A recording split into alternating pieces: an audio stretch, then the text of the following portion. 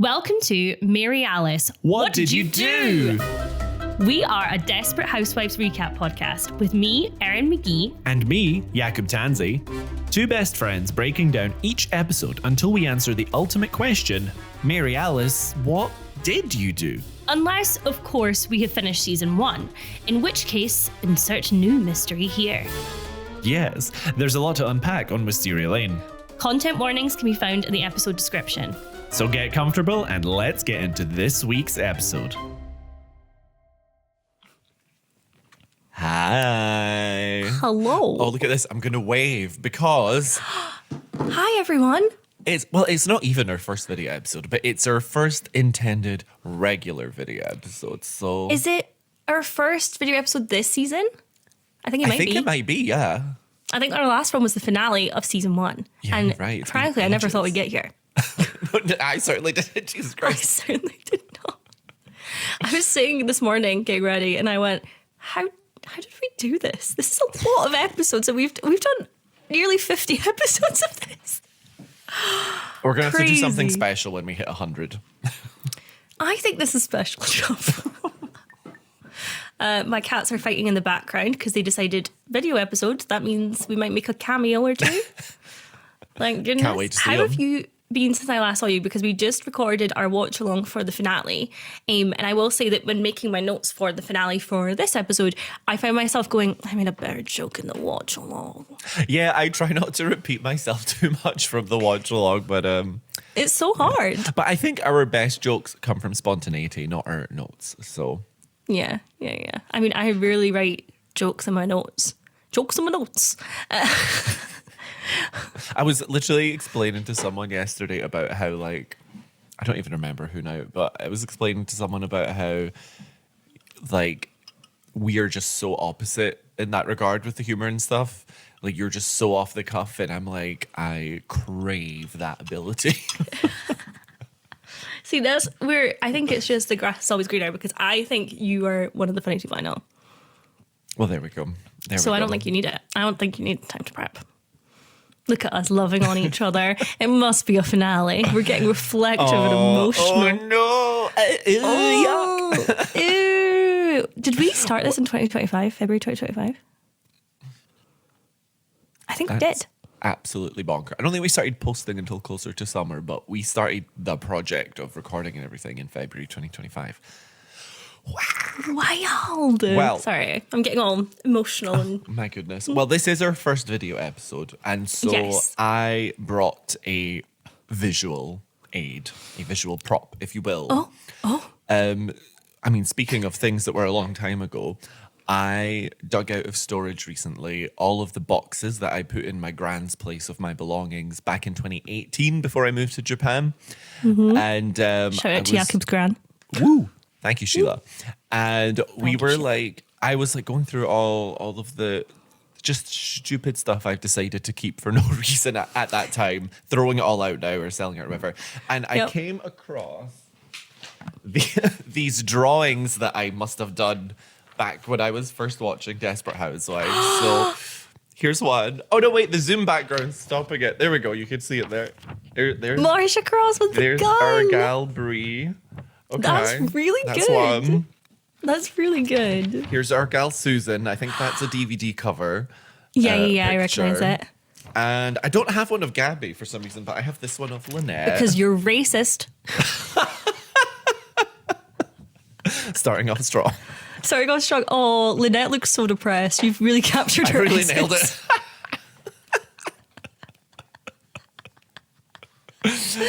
Oh, I love that. I weirdly feel like I've seen the drawing of Brie before. Maybe you have. I'm raging, but I think I'm missing a box of stuff because I only could find the first 4 seasons of Desperate Housewives on DVD, and I definitely had them all. So I'm like, and that's suspicious. I'm gonna have to go back to my grand's and have a thorougher look.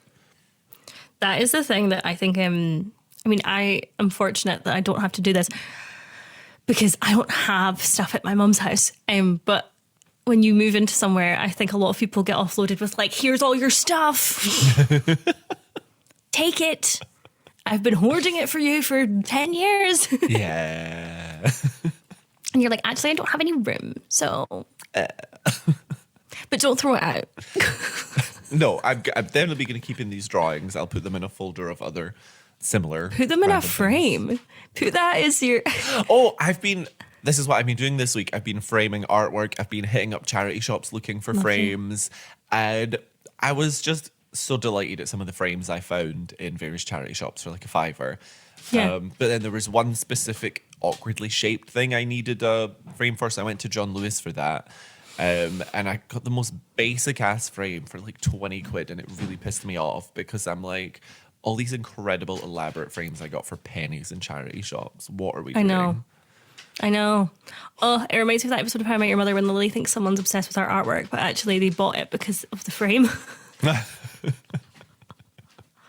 Is this a good time for you guys to start rustling with paper? Can we have that conversation? Can you hear the rustle? I can. Good. And you know what? Good, It adds to it. It adds to it. It's a bit of flavour. They're actually showing their artwork of Brie. You can't see. Maggie's done Brie. She is trying to kill Susan's hair from the flashback episode. She has it raised. It's hauntingly beautiful, Maggie. That's why she's scrunching up the ball so it looks like Susan's wig. Yes. To any of our desperados who follow us on Instagram, I hope that you do. I have been having the best time with our weekly post of finding the most unhinged song to put with the episode. So let me know if you've noticed, because I think it's my favourite part of the week. It is always a treat to find out what you choose every time. I like to think it's you being like, oh, good God, what has she done this time? Excellent. But I've not been doing much this week. I am building desks today. I'm kind of sad that you're not here because I'd had planned that you would help me lift things. And do you know what? I do enjoy building things, so I actually would have enjoyed that. Oh. Well, there we are.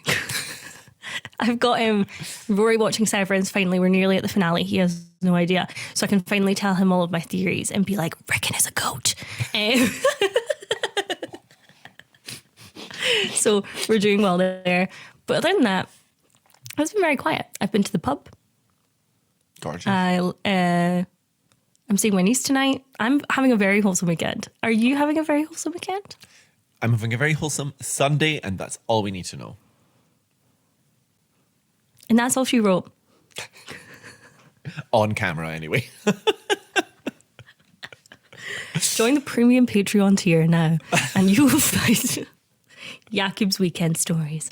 Will we get into this? Let's get into this. We're going to kick off with Zach in lieu of a voiceover because there is only one Zach scene. So, Which bit of trivia was originally in the first part.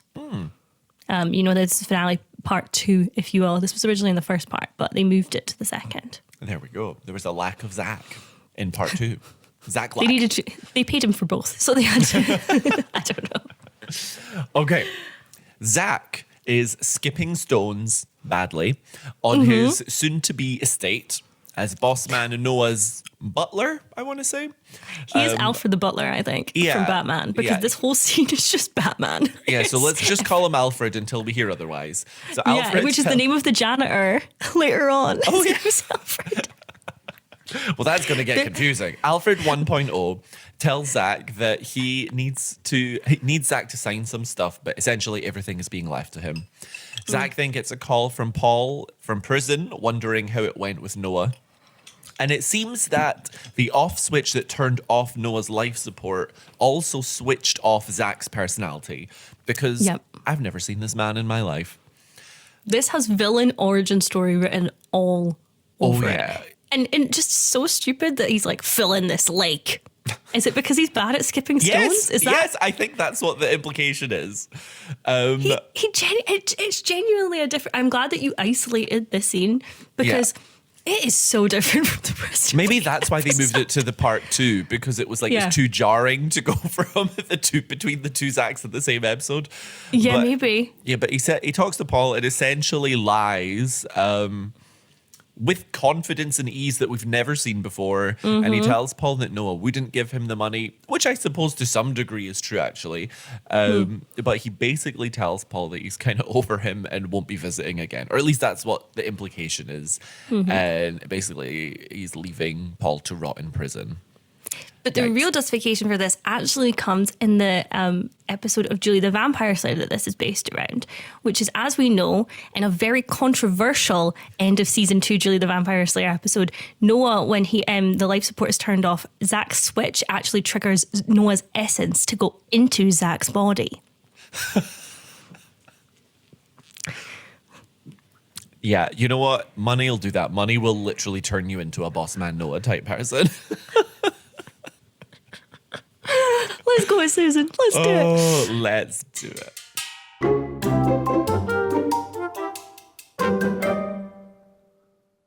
Calling all desperados. Are you enjoying the pod? Want to access our episodes early and support Erin and I to keep the show running? Well, now you can. Over at patreon.com/modded, you can support the show for as little as £3 a month. Why, Jakub, that's less than the price of the coffees that keep us coherent during records. Truly, no joke.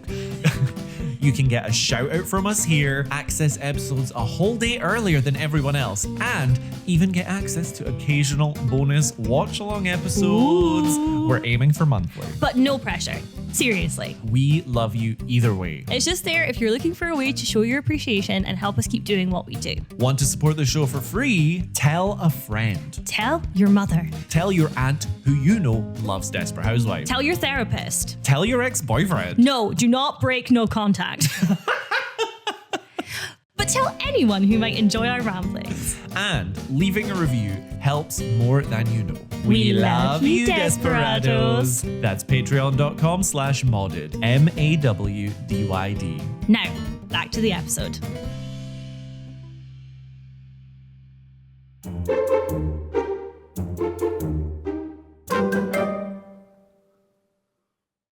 Mike is outside washing his car, and to be fair, it looks very shiny. He's doing a wonderful job. He sees Susan and Julie packing up their trailer because they're going to move house. Karl comes over to give the great news of Susan and Julie's new home. Mike is a bit rude here. Mike starts. There's a little bit of me in this scene that is rooting for Mike, and then there's another part of me that finds it difficult because of how petty he is. Mike correctly assumes that the house purchase for Susan is Karl's way of stopping Mike proposing. I don't really see how that would work. I think he's right with the intention, but why is he mad? Because there's no way Susan's going to say no. And she's providing shelter to her daughter. Yes, you know? And also a home. And Mike's just mad that Susan doesn't want to have a spare room in his place that was bought by Boss Man Noah. So then, yeah, it's just weird. Also, the ring. Let's talk about the ring. The expensive ring. The private detective guy he paid off.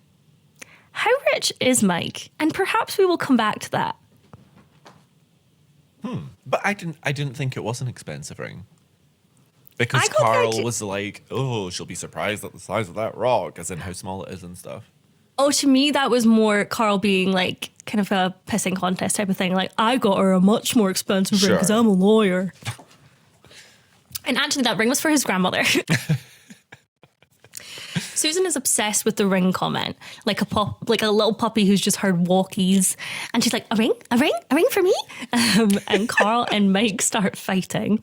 Susan goes at them with a spatula, and she's like, that ring, that was for me, right? And Mike shoves her away and goes, not now.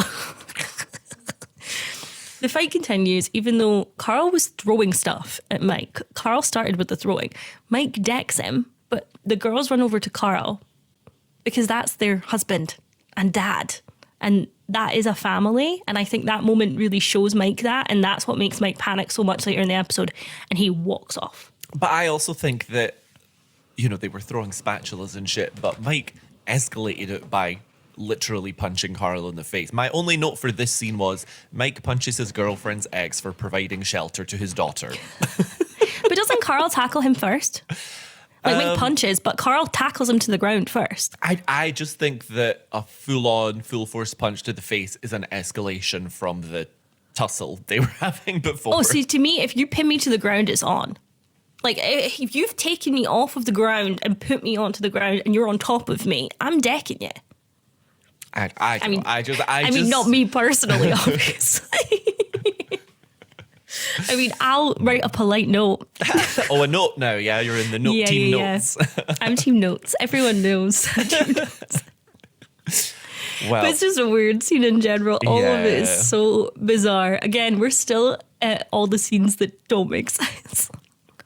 So we're post-fight now. Susan goes to check on Mike, but mostly to inquire about that ring that she mentioned, that he mentioned. Ring? You got a ring? I already can tell that one of the contestants, potential winners of the Instagram post for this episode is going to be, I would like a ring, I would like a ring, I would like a big shiny ring. Excellent choice. Mike has chipped his tooth during the fight, and Susan gives him her dentist friend's card because Orson is the dentist friend, and that is just how he's known now. But she's also so quick with it. She brings it out of her bag as if it was the first thing in her bag. She is really repping Orson's dentistry. And you know what? That really shows that they really are true friends, because you know what? Support your friends' businesses. That's true. Support your local dentists, everyone. They're really struggling, I hear. Yeah. Yeah. No, please continue. So Mike is, as you said, continuing to be a petty, jealous bitch by withholding the engagement ring because Susan accepted shelter for her daughter. I'm so sorry to distract you, but my cats are fully acting out Karl and Mike's fight. Who's winning? Who's Karl? Who's Mike? This is ridiculous. I get the sense that Monty is Karl and Maggie is Mike, because Monty is starting it, but Maggie is very much finishing it. Susan does her best to explain that she really doesn't care about Karl and is fully on board with Team Mike, which, girl, we've all been known. But Mike, and Mike knows as well. So this just really pisses me off, because this just feels like very macho, overly proud behavior. It's like, you know Susan doesn't give a shit about Karl. You know she's into you. She's obsessed with you. It's so obvious. Why are we playing this stupid game? Like, it really annoyed me.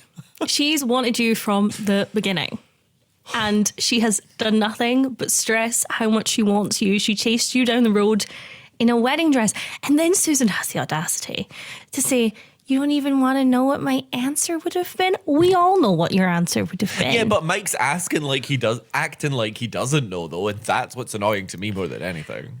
And it's so bizarre, but also, again, it's another thing of, he has, at every instance of them getting married, or the idea of them getting married, sucked all of the romance out of it. He has ruined it every single time. I literally have no concept of why Susan likes him. I think it's genuinely because she has this thing about, he is so different to Karl in her eyes. Because Mike, he is kind of he's not got the suave job. He's not got the kind of charm that is good for lying. He is rubbish at lying. He is rubbish at detective work. He just wants to go to the cinema and wear his leather jacket and have an okay time. And Susan yearns for that. So, Orson is looking at Mike's x-ray and is like, those are prison teeth. He can tell that Mike has old maiden type of teeth, I would say. Because he did some work in prisons. And Mike says he was in prison in Kansas. Mike then goes, come to mention it, you seem familiar to me and have done since our little run-in at the cinema. Orson says no. And he only did prison dentistry in Virginia. And we have the plot twist of the episode. For the first time in the entire series, Detective Mike actually works something out without it being spoon-fed to him. And I'm saying without being spoon-fed to him. The writing is literally on the wall, but I was still deeply impressed. I was like, God, your cell, Mike, look at you. Mike sees Orson's diplomas on the wall, that he graduated in Minnesota The story is not adding up. Clearly Orson's hiding things. And I think it's the classic, we don't trust dentists. So they've done well by introducing him in this way. He's like, open up. I wouldn't want you getting hurt. He takes a big needle thing and it's very threatening. And it's just like, this is all in the editing because this is very normal for this scenario. Yeah, it's a bit like Bree's, the head of the psychiatric ward for Bree. It's like, let these people do their job. Yeah. But it's like, da-na, da-na. What you called this scene in our notes made me laugh so hard. Yeah, so welcome to Susan's shitty card making. Susan is untangling colourful Christmas lights in her camper van home. Which makes no sense. Yeah, it doesn't feel wintry, but here we are. While she's keeping an eye through the window on Mike's front door, where she has left him a little something. Surprise, Michael. It's one of her shitty homemade cards. And I have every right to make that comment because I'm an excellent card maker and I will judge. You are an excellent card maker. I haven't had one of your cards in some time. I feel like I'm due one. I would like one of... Oh, no. You had one on your last birthday, babe. I did, and I'm excited for my next one.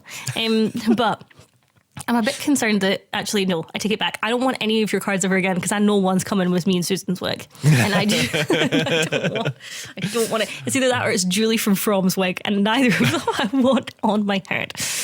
Can we dissect the card for a second? Oh, yeah, we're about to. Oh, good. Oh, big time. Good. Yeah. Oh, thank goodness. I thought you were going to let it slide, and I said, no. Although actually, I realise now that I did pause to type out what it said, and I in fact did not. But what I have noted is that Susan has left him a card with a map telling him to. Oh no, I did write some things. Yeah, telling him to bring some champagne and his and heart, your heart to meet her at 8:30 at the designated romantic location. Mm-hmm. Susan is worried about his reaction, but Julie reassures Susan it'll all work out and they'll get engaged and live happily ever after. In fact, Julie says that it's her deepest hope. She's like, get this person away from me. Get someone to look after her that isn't me. I yearn for a competent adult. No, I was going to say, so the design of the card is what I was going to get into. For a start, the envelope says, Mike D. And don't we have a thing that, I vaguely remember us talking about how everyone knows a Mike. Yep. So she was wanting to be incredibly specific. Mike D. And also, again, I'm rewatching Severance, so it feels very Severance coded. Very good. She doesn't do the full card. She's an illustrator by profession, but she does the top half and not the bottom half. And that infuriates me. It's also not her usual art style at all. I would say perhaps it's more of a decoupage. Sure. Mike and Susan make eye contact across the street, and it is clear that it's on. He will be at the designated location with champagne and his heart. Heart optional. Susan and Karl are chatting in the ruins of their former home. I really like this scene, marriage. Actually. And former marriage, aw. It does feel very that symbolic. way, though. Yeah, that is cute. Yeah, because this is the home that they bought together on the lane. Like, we see it at the end, them moving into it as this happy couple. And then, obviously, this is them kind of sitting in it. And it feels like closure in this scene. She says it's over. They're never, ever, ever getting back together. And that she wants to marry Mike and asks him to sign the divorce papers. And in a very rare moment of, I would say, honesty, Karl says, this is a lot to ask for a man who still loves you, Susie. And she says, I know. And it's borderline sweet. He signs the papers. But we find out Susan's going to be the one to propose to Mike. Again, it's more of I think she's so clearly wanting to marry this man. She should really let him be the one to propose so that she has any sort of, maybe he does like me. Well, my note on that is this. I have no problem with Susan and by extension, women in general being the one to propose to a man, obviously. I love it. But this is Macho Mike we're talking about. And I think Susan should tread lightly here so she doesn't besmirch his masculine honor or something, Like if she wants it to go well, that's not going to work in her favor, I think. I think it's also, Mike was the one that was intending to propose. Why are we then having Taking that Susan away from him? Yeah. It's he was the one impatient. It's giving impatient. He's the one that broke up with her. I think it would be really nice if he was the one saying, I want you and I'm committed, and she's taking that away from him. And I just don't like it because Susan seems at sometimes so desperate. And this is actually me being nice about Susan. I don't want her to, in this moment, be the person that's seeking this. I want her to be sought after. That was just my take on it. I love the scene as a whole. I think because it felt like the most honest Karl has ever been with Susan. And it really put such a smile on my face. I cannot stress that enough. But yeah, they've got their relationship is done. Because when you think about it, this home, again, I'm going back to the whole metaphor, but I just thought it was really stunning. This is where, Julie had her first steps, and this is where they moved in together, and there was probably loosely colours of rooms that Karl picked, and every time Susan's in that house, Karl's spirit, like their marriage is in it. I am not saying if you get a divorce you should burn your house down. Or someone else's. But the symbolism here is really pretty in it, and it does kind of hurt when you see at the end, them moving in, having no idea that their relationship is doomed. Yeah, but it's nice because now her and Mike's relationship can rise from the ashes. Can it? Well, we'll find out. We'll get there. We now see Susan at Lynette's chatting to her in Gaby in red, which isn't her colour, about her proposal plan. And she's got the music picked out. Jakub was fuming on the watch along. Fuming. You would just think that someone had come for a family member of his. Maybe I'd prefer that. Depends on the family member. She's got the music picked out, the flowers, the candles, etc. And the woman is right. She is going to get down on one knee and propose to Mike.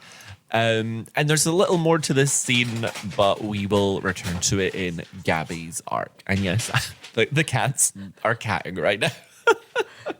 They have never done this. I mean, I feel like every week you talk about the cats making noise, but this is the first week where I'm like, it's getting picked up. We didn't do an intro. There is no intro. No, there is a da-na-na-na-na. Is there? Na-na-na. Yes, it's immediately after the recap. Oh. Should we do it now? Okay, do you have anything, or are we going I think cuff? Classic, because it's finale, Okay. Or maybe because it's our first video episode, we do it as interpretive dance. Okay.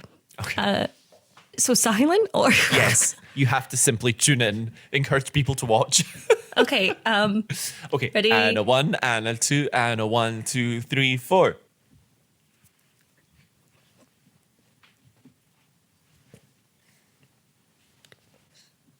That was magical.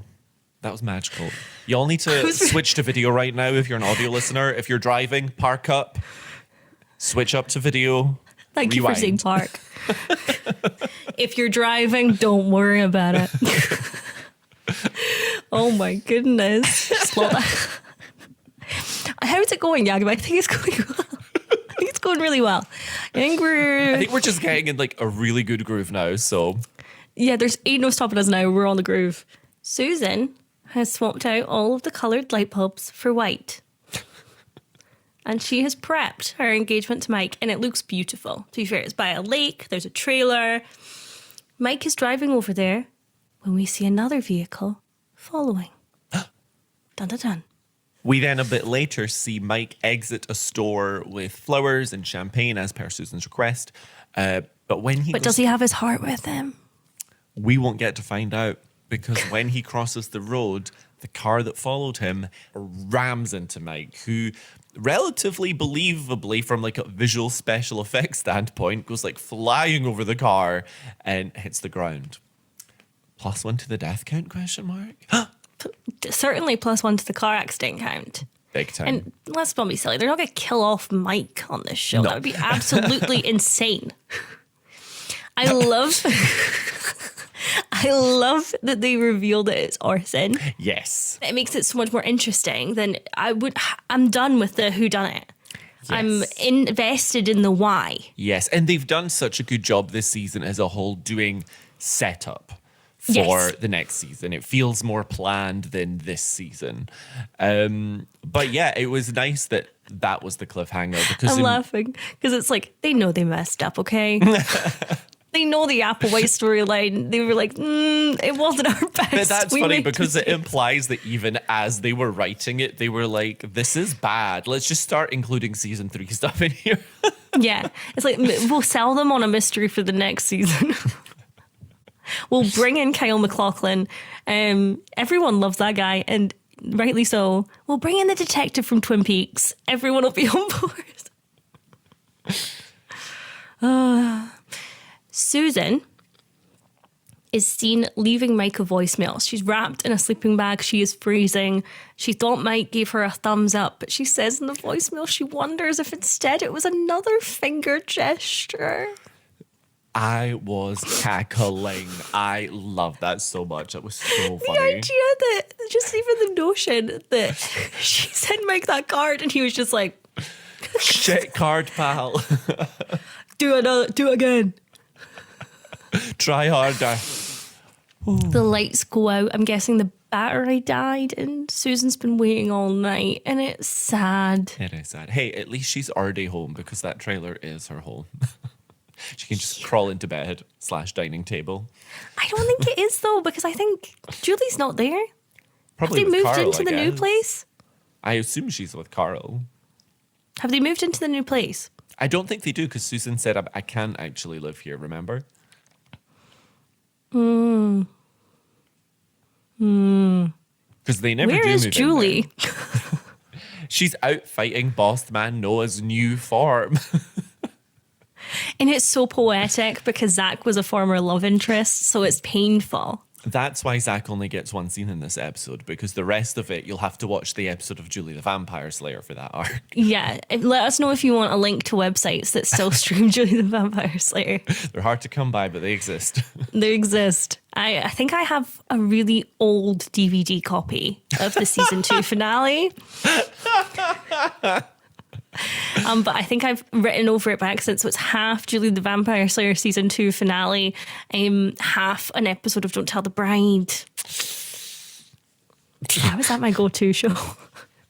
That you would record. I have to know. Well, I have to know what happens to Gaby in this arc. I love you trying to make me get back on track. You're like, I sure wish someone would talk about what happens to Gaby. I sure wish. And you know what? It's going to be me because I'm up first in the Gaby arc.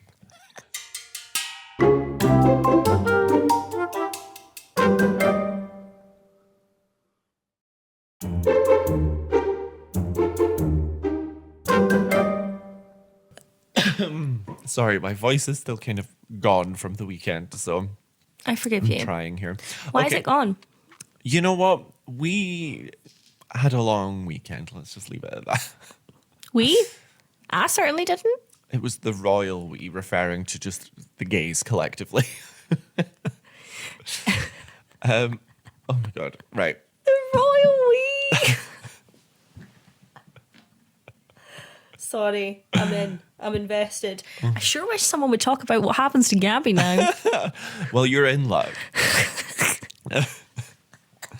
So, now past the shock of thinking that Carlos has died, Gaby confronts Xiao Mei about what she said in the previous episode, begging her not to kill Carlos, asking if there's a reason that she should be mad at him.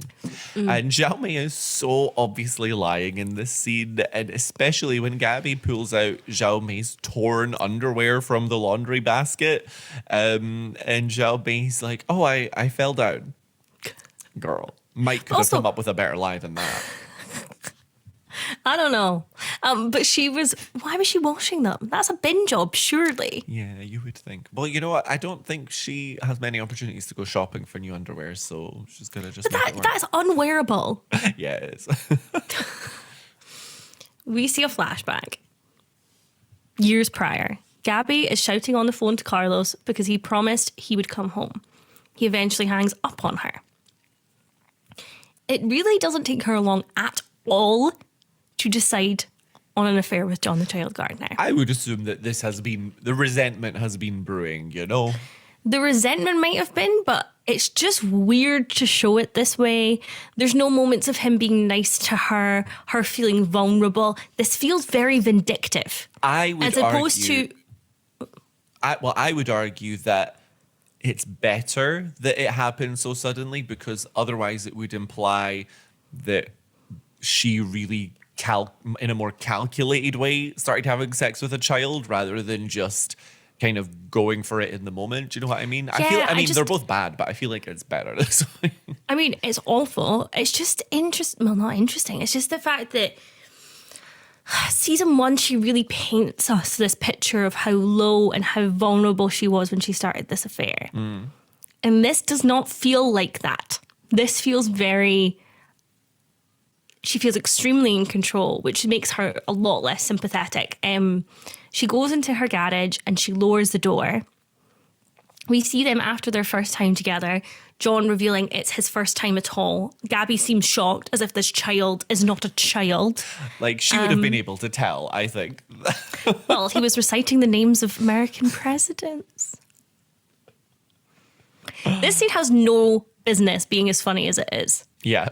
I'm mad that it made me laugh on multiple occasions. So, Gaby's wearing beautiful lingerie as well. I'm mad at that too. Even though the scene is awful, she looks absolutely I think she incredible. looks even better before the lingerie reveal, because that blue dress was delightful. That's my outfit of the week. Oh, so Gaby is keen that it'll never happen again. Of course, we know that's not the case. She says she did it because she was angry at Carlos. And John thinks Carlos could be having his own affair right now. Gaby thinks Carlos would never have an affair because sex is his love language. It's how he shows love and intimacy and passion. And it's not something for him that is transactional. Interesting. John kisses her again and they start to hook up again. This then feels like they're sowing the seed of Carlos isn't having an affair with Xiao Mei for sex. There is something more to it.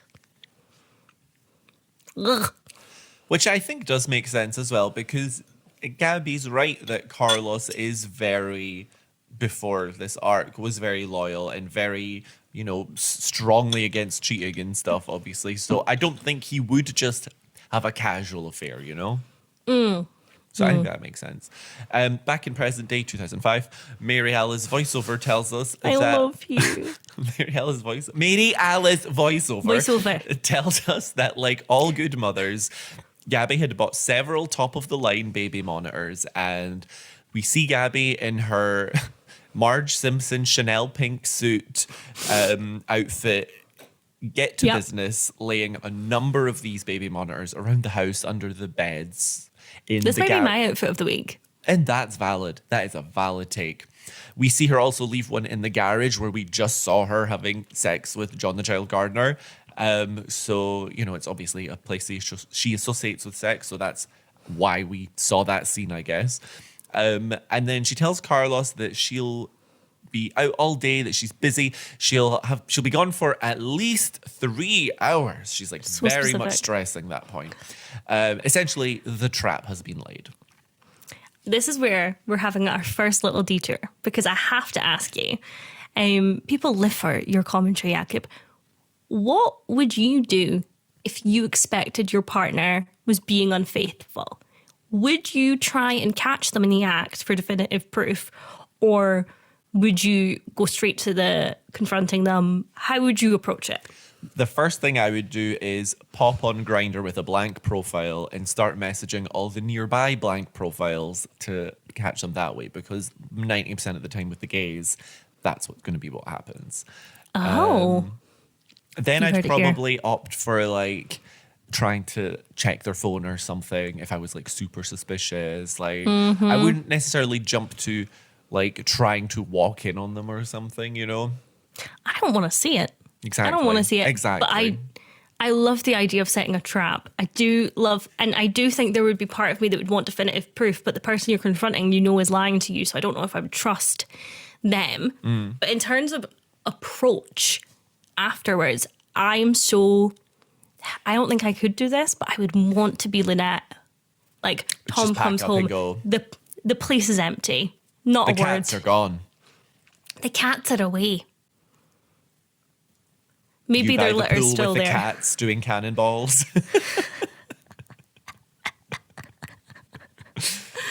It is one of those where it's like, yeah, would I don't know what I would do in that scenario. I know what I would want to do, but I don't think I would be the best version of myself. In those moments, you are rarely logical. You're always, you're emotional, you're going on instinct. So who knows what I would do, quite frankly. Yeah.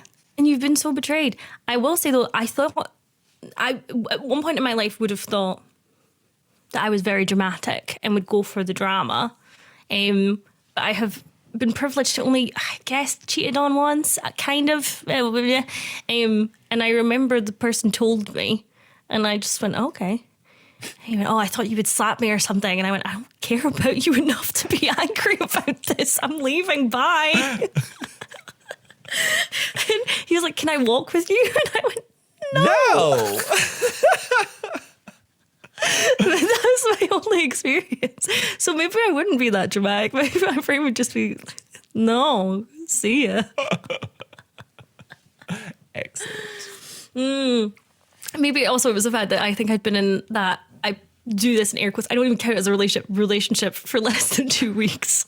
I wasn't really emotionally invested. Yeah, I guess depending on the age, that 2 weeks can be real significant, but yeah. Yeah. You know who you are. You know what you did. It makes us feel fine. We didn't care. It's actually, I forget about it all the time. It's only when someone's like, have you ever been cheated on? I go, no. Well.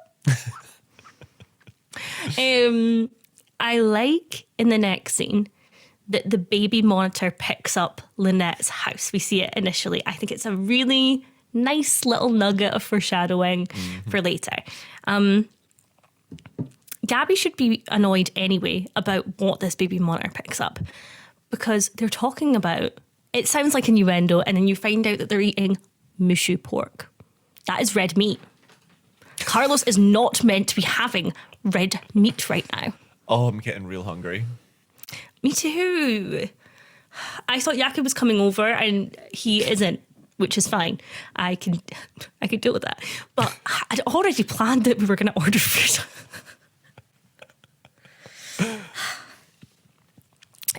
Yeah, basically that's the scene. Yeah. So sorry, I can't stop thinking about food. I'm so hungry. I actually am quite hungry. I had my go-to breakfast right now is peanut butter and banana on toast. And today I was like, it's a Saturday, I'm going to treat myself. So I put Nutella on one of them instead of peanut butter. Oh. Let me tell you, I preferred the peanut butter one. Oh, did you? And that surprised me. I mean, I'm not mad at Nutella. I'm really into Nataka right now, which is the cheaper Aldi version. I don't like Nataka. I tried getting on board with it. I have half a jar that I've had for like a year. Babes, give it to me. Yeah, you're getting. You've got Nataka coming your way, pal. Oh, a little Natokan gift. A little Natokan of your appreciation. Oh. Big Nataka, if you could get in touch. So later, or earlier technically, remember when Susan was at Lynette's talking about her proposal plan? Well, I do remember that, Jakub. What happened with that? Great memory. We're back there again. And it's at this time that Lynette's baby monitor starts making noises. And it is not Godzilla Penny. I mean, baby Penny. They are all very uncomfortable. And it's clear from what we're hearing that Carlos and Xiao Mei are doing it. No innuendo this time. It's just straight up happening. So hard cut to Gaby running full speed down the lane, finding Carlos and Xiao Mei doing it in the car in the same vicinity that she and John the Jail Gardener first have an affair. Yep. It's very full circle. Yes, it is. It is. And they don't see Gaby spot them, so she kind of takes a minute to collect herself. And it reminded me a lot of Lynette catching Tom with Nora, because it feels like until this moment, she still had like a tiny bit of hope she was holding on to that she'd be mistaken. Mm-hmm. And that just disappears as reality sets in, and it is quite sad. I think it's a see it to believe it type of situation for Gaby. It is so, so sad. I will say I really liked Gaby's outfit and the lipstick and all of it when she's walking down the street. Well, okay. Let's move on. Gaby is waiting on the steps for Xiao Mei. She says, "Are you done with my husband?" It's kind of cunty. It really is.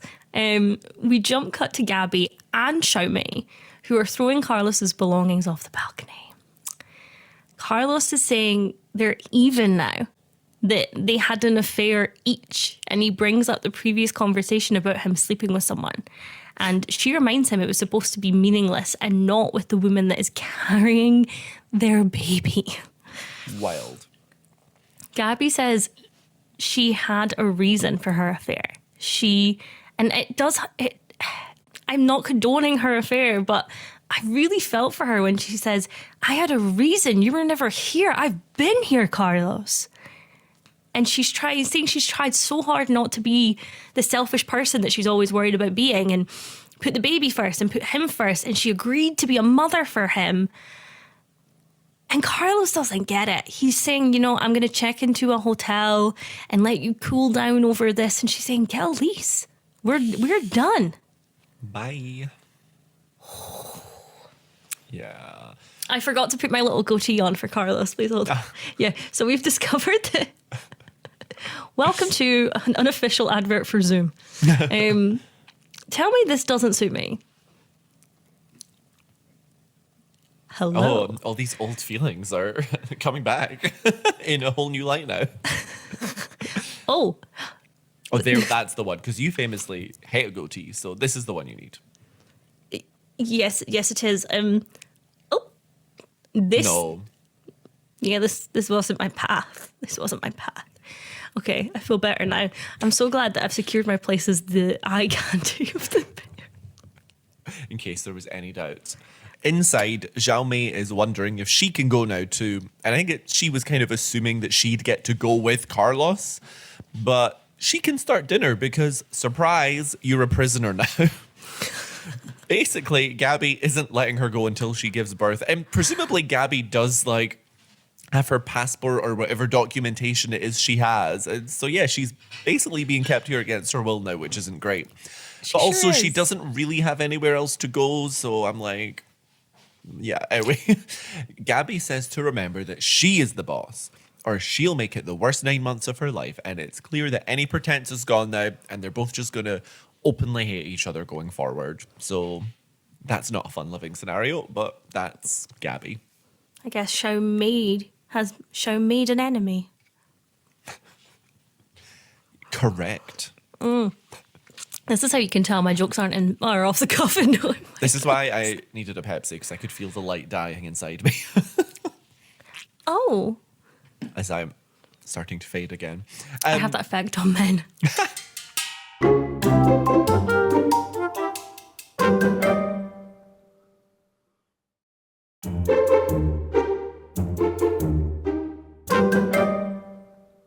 So we're moving on to Lynette now, and this is my favourite arc of the episode. This was so fun. See, you find characters like this so engaging and funny. I find them deeply uncomfortable. This is Sister Mary Hotpanties all over again. Yes, it is. So we're flashing back to Penny's birth, and Tom is pitching names like Holly.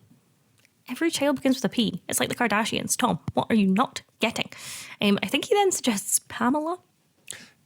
Incorrect choice. Pamela Scavo is a very Desperate Housewives name. Lynette wants the name Penny. Tom has only known one Penny, and she was a slut. Yeah. Lynette says, "Isn't your aunt named Penny?" Yeah, that's her. Oh, that was good. Tom says he gets to name the next one. Big mistake, Thomas. Lynette grabs Tom, reminding him that Tom is the person who wanted 4 kids. Lynette wanted 1, and she's given him 4. She begs him to stop. Lynette points out she's going to be alone with 4 kids, and each one is a blessing, but she cannot take any more blessings. She is overblessed. She's overblessed and overwhelmed. After she grabs Tom, at the end of the scene, he's rubbing his arm. She just looks at him. He says, honey, that really hurt. She says, did it hurt for 8 hours? No wonder it took 8 hours to birth Penny, such a giant baby. Do you know you can get easy care sheep? So their heads are kind of domed in such a way to be easier to birth. Oh. I wonder if there's people that are easy care. I had a big old head. And I had full head of hair, and the little bit on top of my head wasn't fully closed. Oh. Yeah. What do you mean not closed? You know the little soft bit? Oh. Apparently it wasesn't fully closed. And whenever I asked Mum about it, she's like, it was fine. To get growing. I don't know. I actually don't know. Mum, send me a text. Let me know. I can't stress enough how little I know about it. I just know I think the way my mum described it to me was, it just grew in. Maybe I have to. I'm sorry. I'm going to have to go now. I think I have to make a call. Are we all patched up now in the Year of Our Lord 2026? I mean, I haven't checked, but I assume so. Put a finger there right now. See how far down it goes. Imagine if I just go all the way in and this is how I die, and I die on camera. Or I put it in, it comes out of my mouth. Or you pull it out and your brain's all swirled and suddenly you've got a Zach personality shift. Anyway, okay, maybe we'll find out, Jakub. It depends how this mole goes. Yep. They're like, we've got bigger problems. The issue wasn't what we could take a biopsy of. It was the lack of something to take a biopsy of where there is just a gap. I'll allude to it because it might be confusing for listeners and viewers.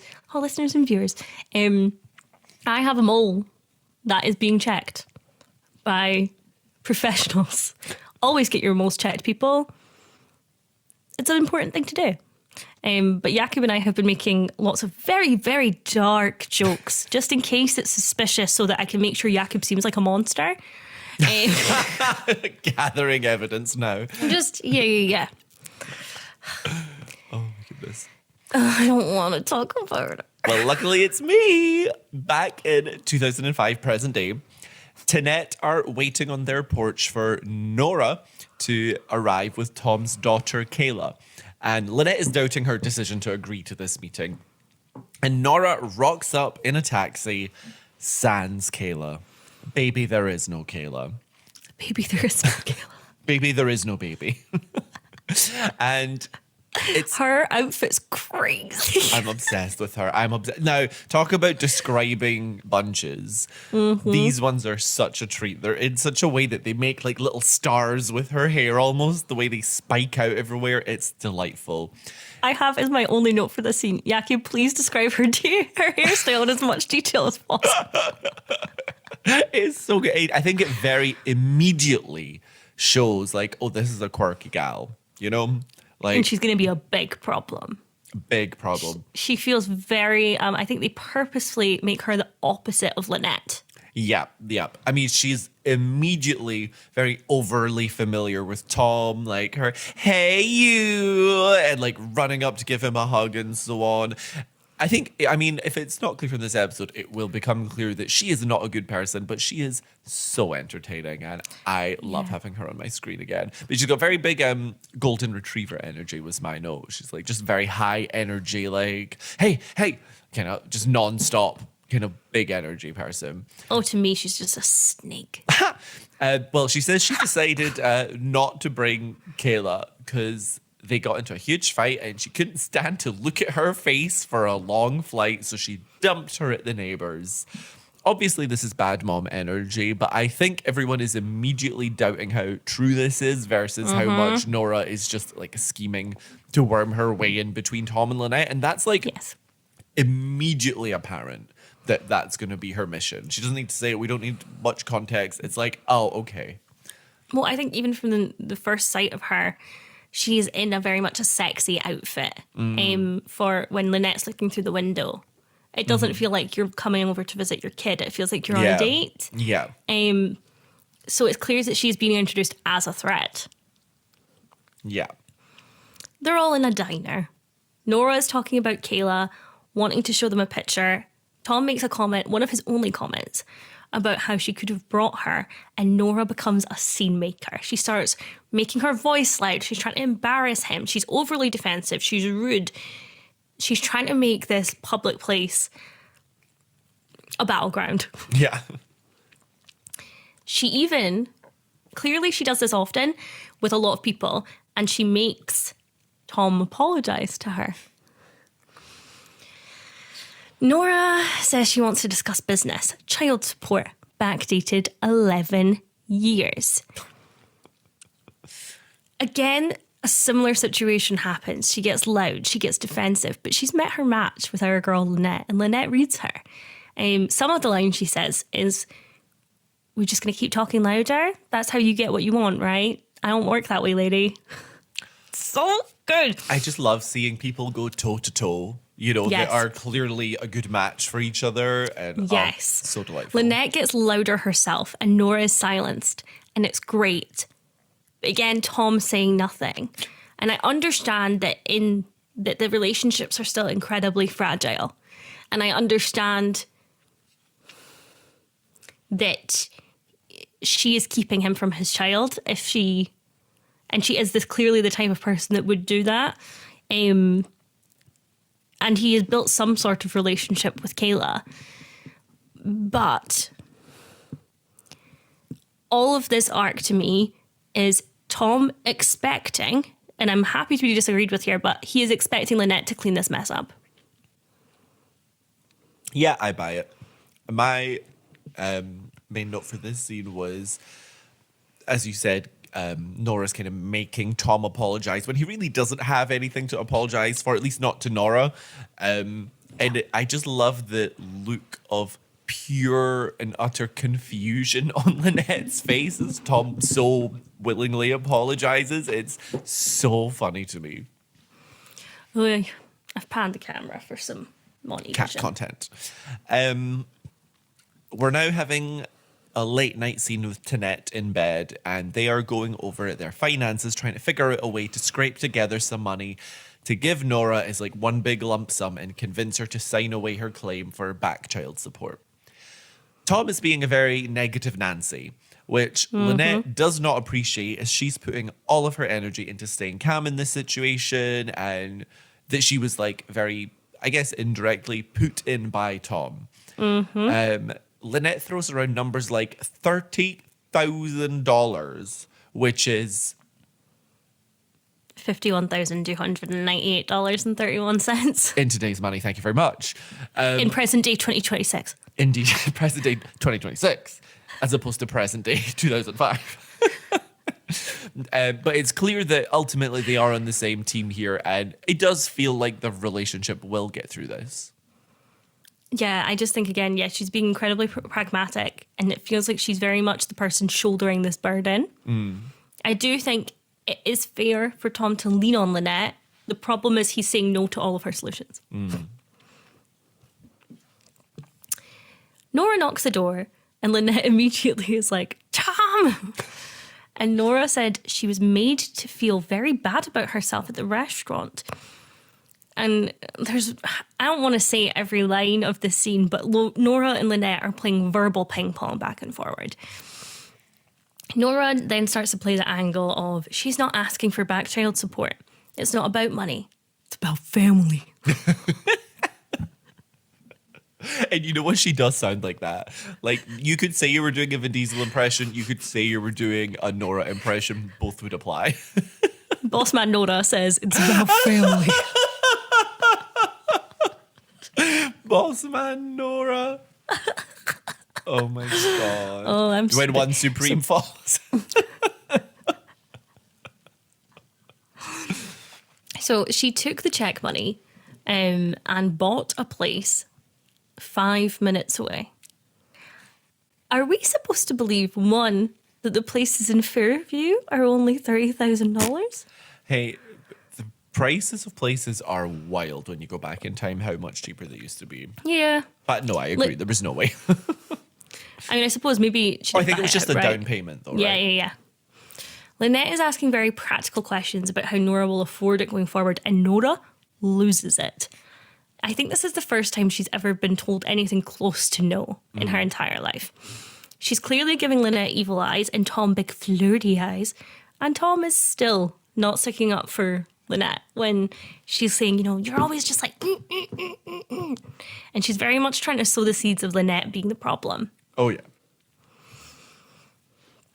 Oy. And that's Tanette. That's Tanette, baby. We won't meet Kayla till next season because clearly they didn't cast her yet. Or they cast someone, didn't like them, and they're doing it again. Oop. Or I think I mentioned it in the watch line. I think they didn't want to cast like a child actor that'll grow a lot between seasons, which makes sense, I guess. In any case, it's time for Bree. Time for Bree, the real climax of the season, because obviously this is going to tie in with the Applewhites. So let's get into it.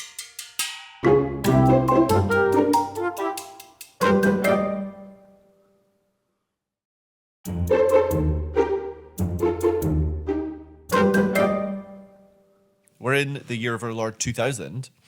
As Bree, Rex, and Danielle are in the pharmacy. Are they though? Yes. Because that is not Danielle.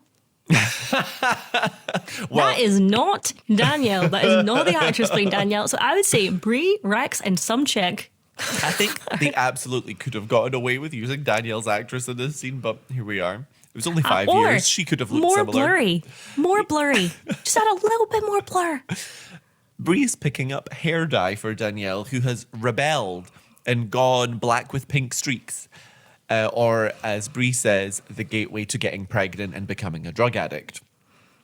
Which is hilarious because Bree is the addict. Indeed. Fine. Rex is arguing against Bree's strictness, and Bree brings Mr. Williams, the pharmacist, aka George, in on it, who obviously takes Bree's side here. This was a jump scare to see George on my screen. It was. I was like, ah. It was. Bree comments how well George turned out after being raised by a strict mother. And basically, it all comes back to Bree not willing to relinquish any control. Very common theme with her. And with that, we fade back to present day 2005, as Bree is certainly not in control.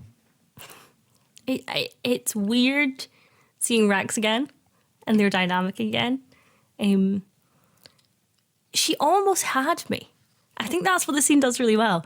She's saying, why is my certainty a flaw? Why is me being so sure a flaw? And then we see George and we remember that her certainties are always incorrect. Yes. Oh. My stomach laughed at that. I heard a little but yeah, it's like, oh, why are my, because her thing is, oh, I should be trusting my instincts, and then we see all the examples of her instincts being terrible. And guess what? That's how I feel about the end of the episode as well. This woman, for a woman who is in the NRA, for a woman who knows how to use a gun, no survival instincts. Only kill instincts. So, Bree is in the psychiatric ward. She's trying to escape her restraints in the bed. She asks the janitor the time. Alfred. She tries to... Alfred. She tries to convince him that she should be untied and she's only restrained because of a sleepwalking issue she has. The janitor says no. She really tries to lay on the charm. Oh, do you go by Alfie? But it is incredibly ineffective. Not one charisma roll. She is then trying to haggle into slightly loosening the restraints. He comes over and goes fully evil.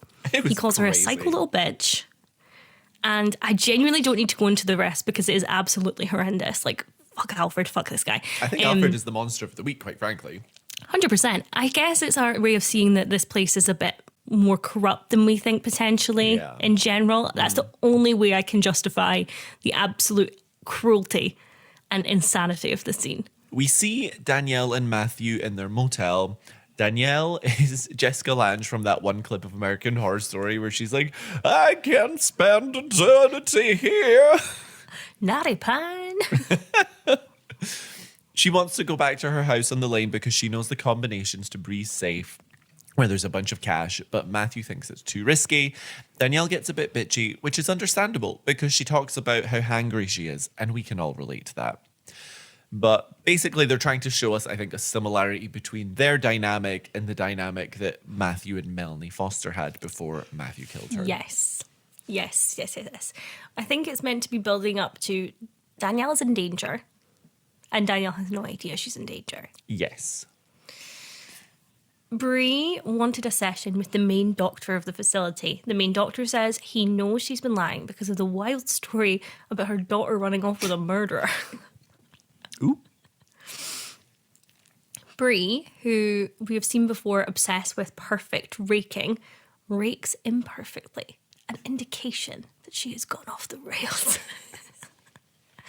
The main doctor brings up her children and Bree throws the sand garden in the doctor's face. It is very much Edie Britt throwing Martha Hooper's ashes at Susan's face. Bree's doing a runner, and who's watching but Orson, who's observing, and Bree does a pretty little liar shh. Orson keeps quiet and smiles with a kind of, that's the woman I'm gonna marry stare as Bree breaks out. And now we're approaching the climax, baby. Danielle and Matthew rock up to Wisteria Lane at night. Clearly, Danielle... Sorry, imagine if that's what you said during sex. Let's not imagine that. Everybody, cast that out of your minds. Well, I don't think you would keep this in. Danielle and Matthew rock up to Wisteria Lane at night, and clearly Danielle has convinced him, or wore him down potentially, to come and get the money for Bree's safe. And we cut to inside, but the safe won't open. Bree has changed the combination.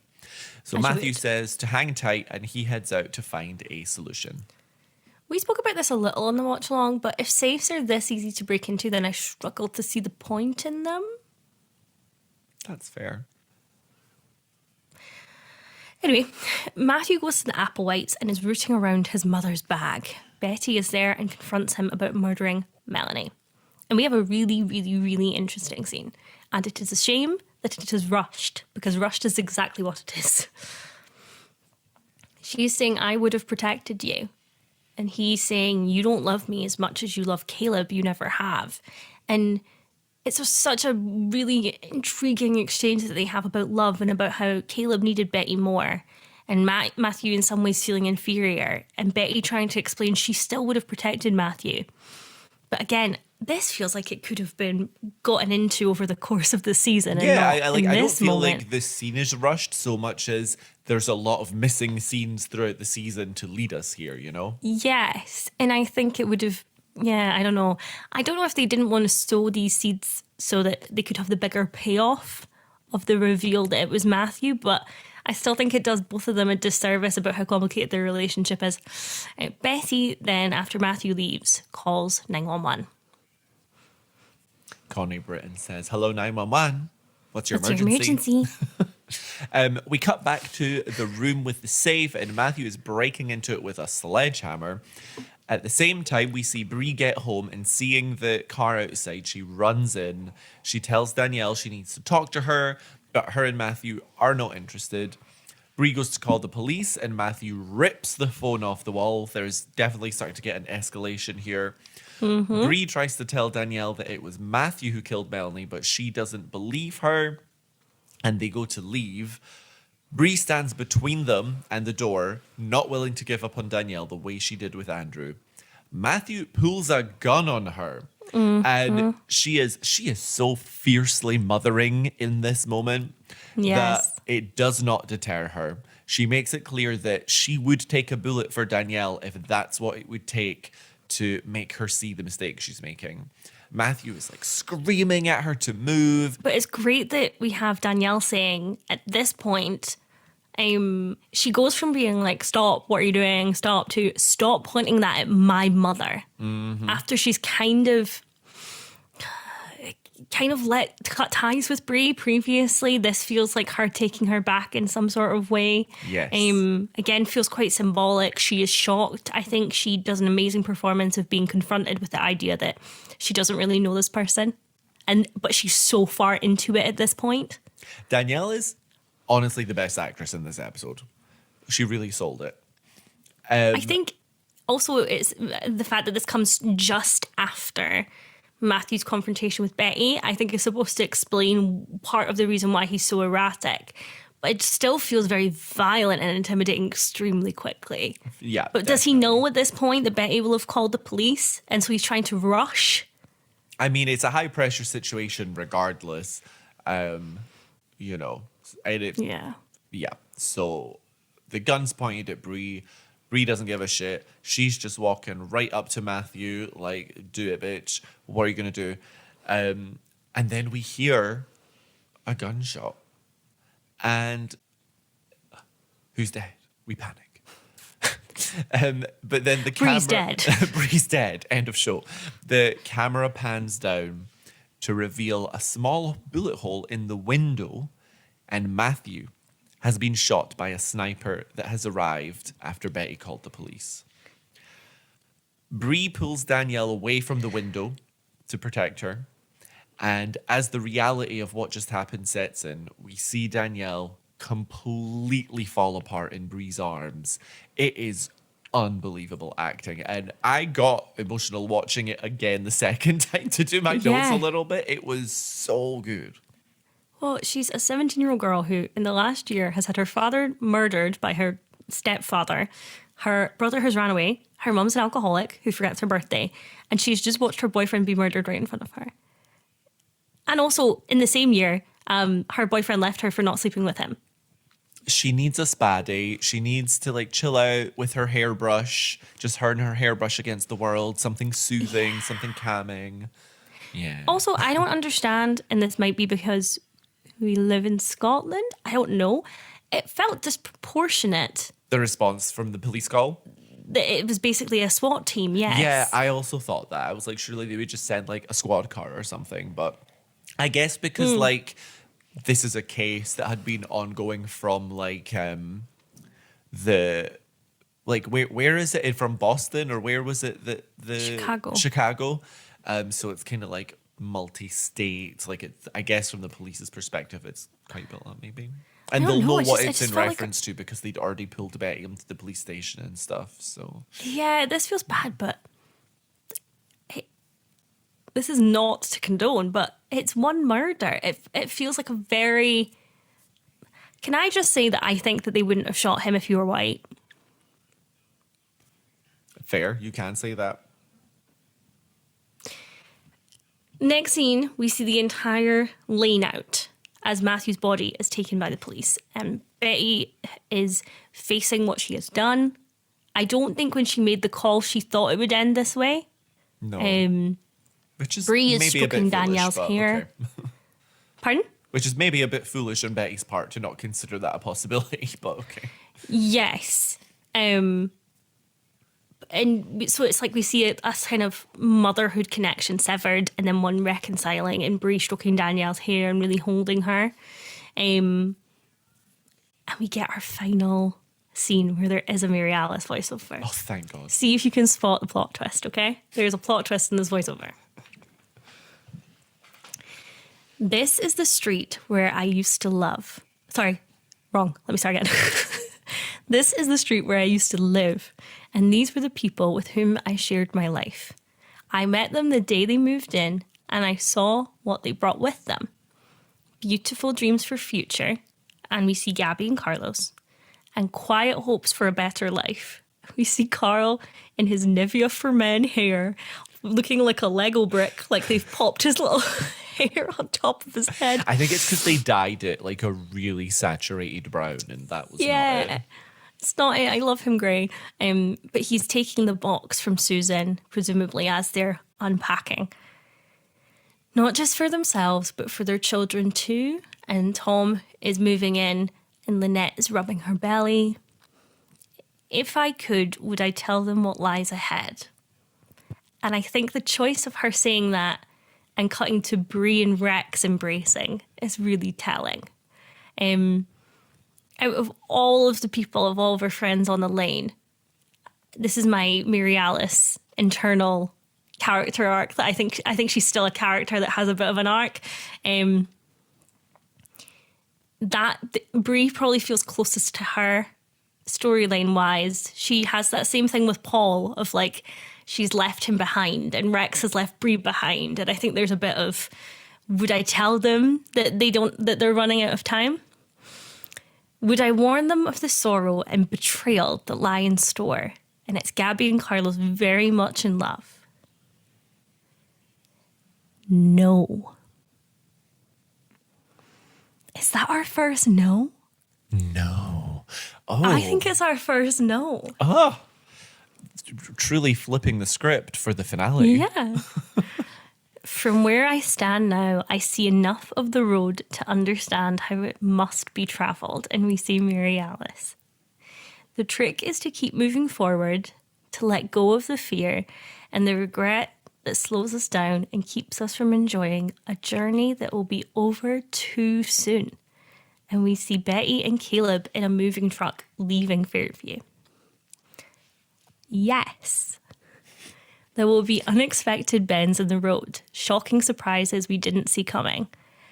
But that's really the point, don't you think? And that's also the first time Mary Alice has asked us a question. Ooh. It gave me chills. You recapping it now gave me chills more than watching it in the moment. Like I'm literally like kind of shaking right now. Just this like the idea of someone who's passed away being able to reflect.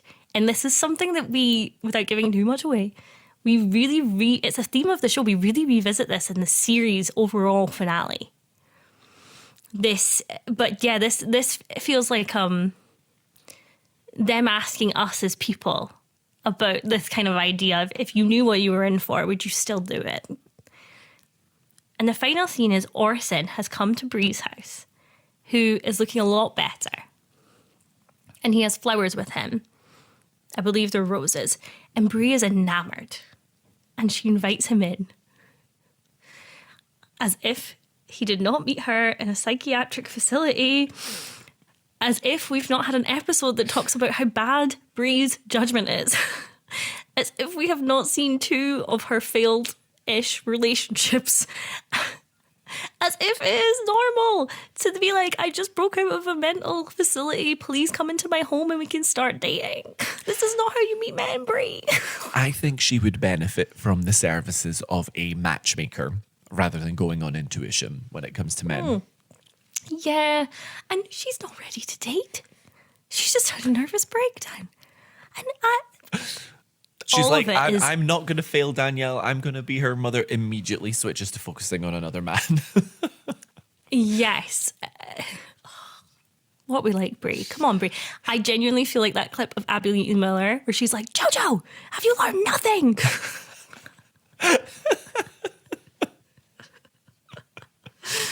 But that's just me. I cannot wait for season 3. I'm excited for season I'm excited. 3. I feel like so many seeds have been planted for it that I'm like, oh, it's bursting at the seams. It's ready to come into my eyeballs. I'm kind of glad. I'm glad to see a lot of storylines get closure. I'm excited for the new ones. And yeah, I think, we're definitely going to be doing a season 2 recap episode. I think my season 1 recap episode was one of my favourite ones that we did. That was a fun time. It's just nice to be able to reflect. I'm going to have to count all the car accidents. Yep. I'm going to have to count all of the deaths. If there's anything you would like us to talk about specifically in the season 2 recap, please let us know. Yeah, leave a comment. We'll be adding up the husband rankings, of course. Yeah, and we need to do that for this episode. We do. It's our last ranking of Karl. Oh, that's kind of sad.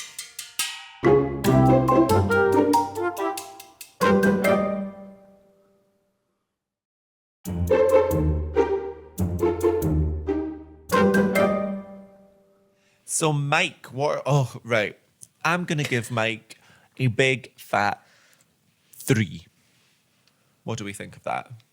Just for the What? pettiness, for punching Karl.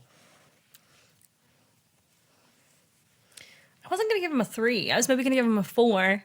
Well, we got to go lower than 5, so I could settle on a 4, but I'm not giving him a 5. Yeah, I mean, I know that the punching Karl, I'm kind of like, that wasn't for Susan.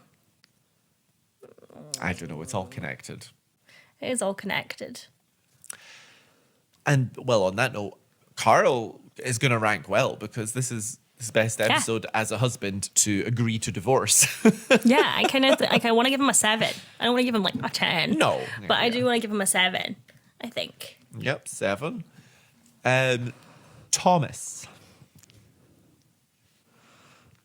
I'm trying to think what even Tom's scenes were. He just isn't defending Lynette, which is tricky. But I will say that in a rare moment of Tom defense, I think this is a ridiculous situation for him to navigate. So in that situation, I kind of want to give him a 4 or a 5. Yeah, I mean, we could go to a 4 just because there was the flashback where we see him. Oh my God, I completely forgot about that. So I'm thinking 4 for Tom.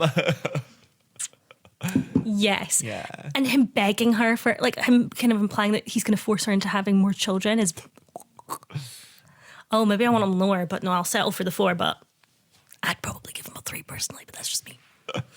And then Carlos. Carlos maybe could do a 2 or a 3. I want to give him like a 1. It's confirmed, honey. 1. I'm putting 1, yeah. Yeah.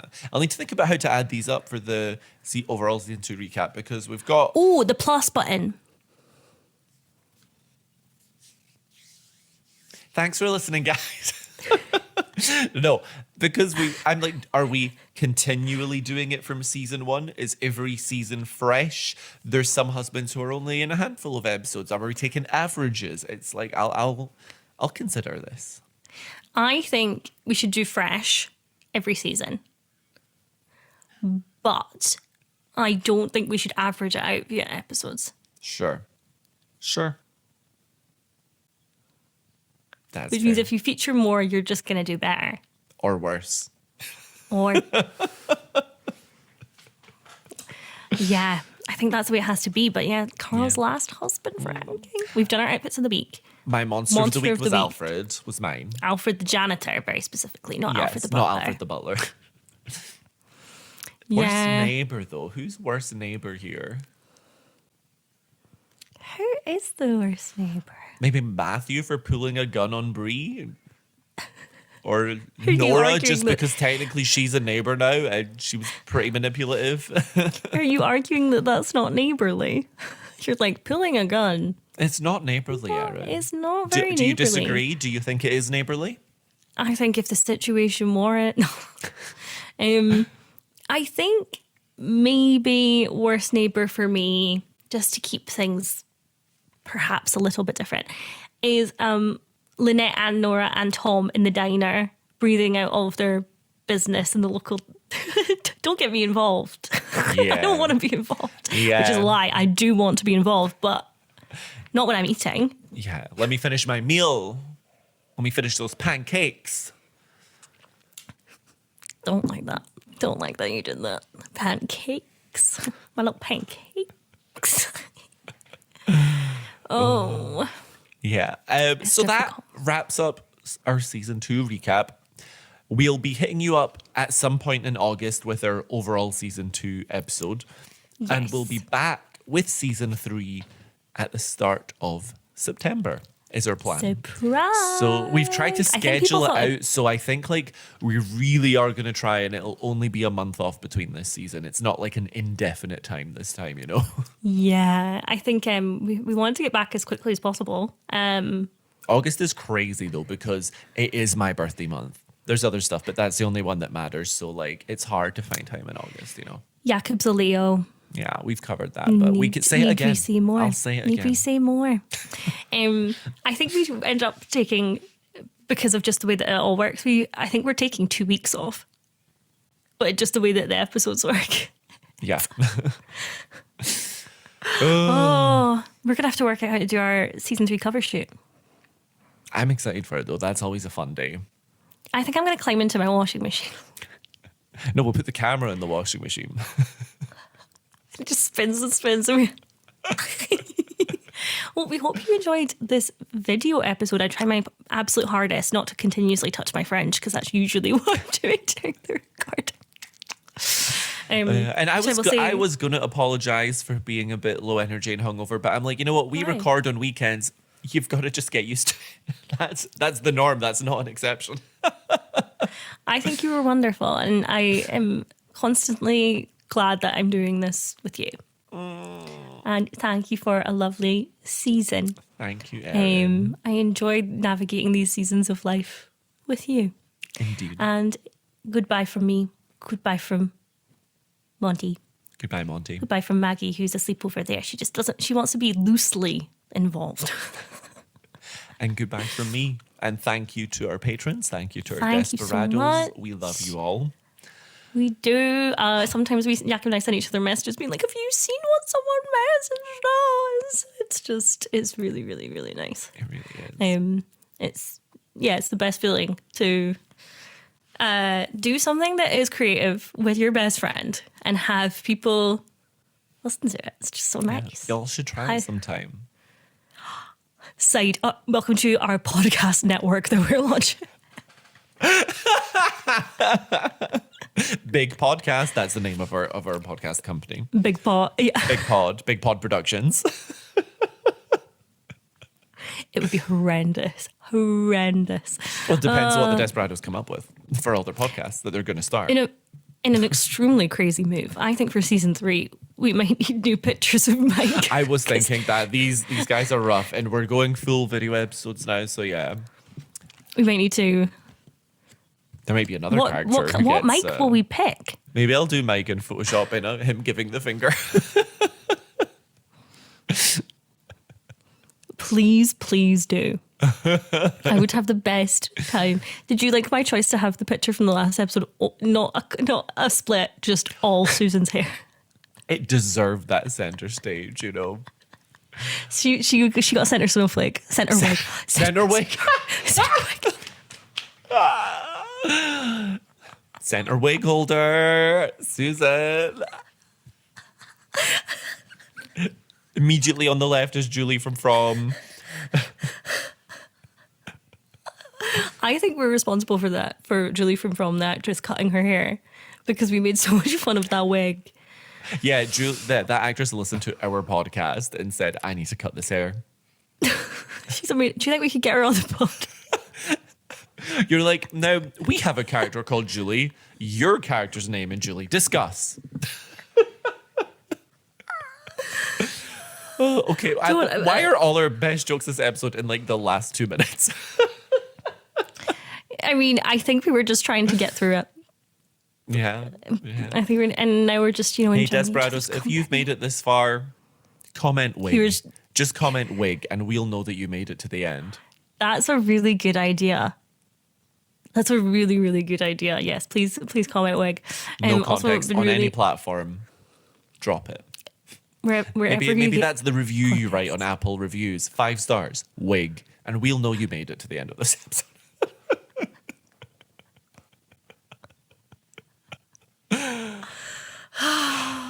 Okay, let's go. Remember to stay desperate. Bye. Stay desperate. Goodbye. Yes, goodbye. Thanks for listening to this week's episode. Be sure to check out our Instagram for visuals, behind-the-scenes content, and more. You can find us by searching for Modded, that's MEWDYD. Or just search for Mary Alice, What Did You Do? This podcast is brought to you entirely by us, Erin McGee and Jakub Tanzi. If you're enjoying the show, don't forget to leave us a review. It really helps us out. Join us next time for another episode of Mary Alice, What Did You Do?